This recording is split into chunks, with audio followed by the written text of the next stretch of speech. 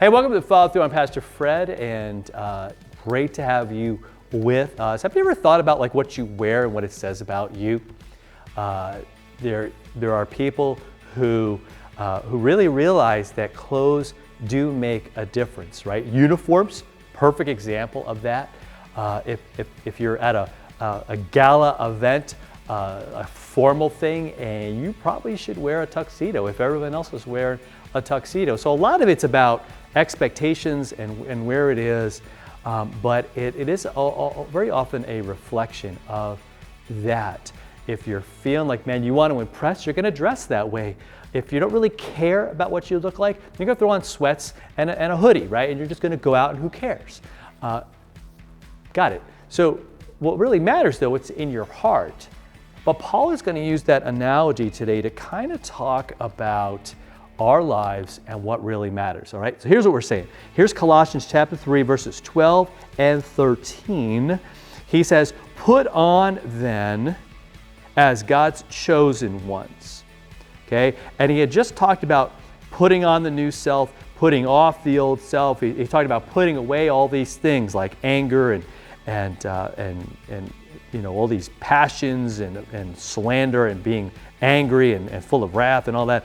So he's saying, you know, here's what you put away, but here's what you put on, because you're God's chosen one. And not only that, but you're holy, you're beloved. He says, put on compassionate hearts, kindness, put on humility, meekness, and patience, bearing with one another. And if one has a complaint against another, forgiving each other as the Lord has forgiven you, so you also must forgive. It's who we are. We are forgiven by God, loved by Him, and that changes everything. Right? Notice where he starts. Remember that God chose you. And he didn't choose you because you were so awesome. He didn't choose you because, well, he's a prayer warrior and, you know, he's obviously going to win people for the kingdom of God.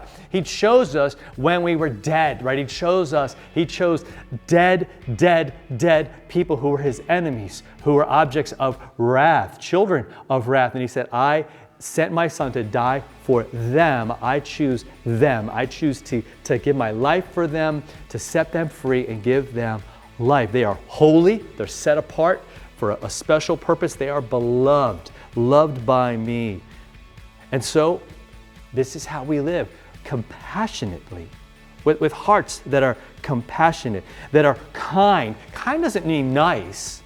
Notice it doesn't say nice. It says kindness. Kindness says, I am going to treat you in a way that respects you, that protects you, lifts you up, supports you, and I'm going to make sure that I'm not hurting you or attacking you, but the opposite, where I am kind of considering. That's what kindness is. Considering what you might need, considering your feelings and what you need, right? Always being about the truth, but saying, okay, how can I, you know, word this in such a way and treat you in such a way that you know you're loved by God. That's what we put on. We put on that. We embrace that. Humility, meekness. We're not the important ones. We're not the powerful ones. That's not what it's all about, right? I'm going to be patient. I'm going to bear with you. This is so difficult in our world because we ain't got time for anybody anymore. It's crazy. It happens, listen, every time I drive, and I don't have to go far. I don't have an hour commute. Right? I drive, I'm like 2 miles from church and the places I go. It might be 10, 20 minutes.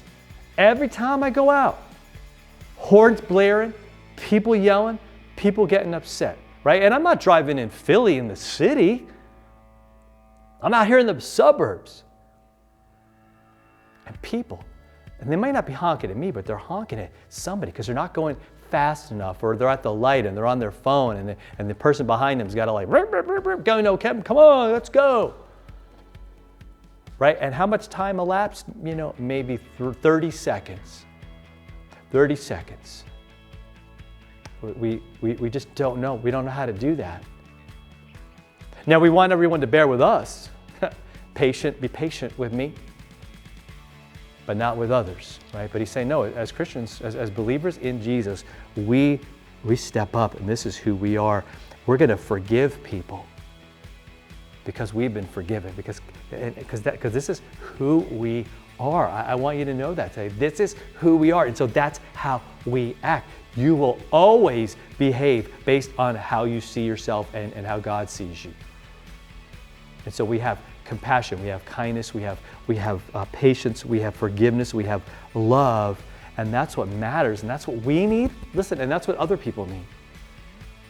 So that's what we're about, because God has set us free to be people of God, to live like that, all right? Because that's awesome.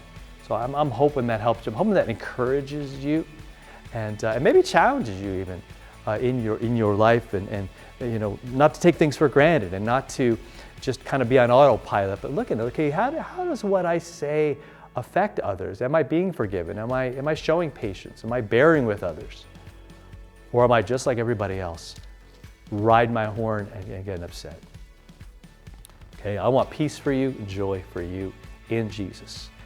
All right, so have a great rest of your day. Hit that subscribe button to share this with somebody, and we'll be back with more from Colossians chapter 3.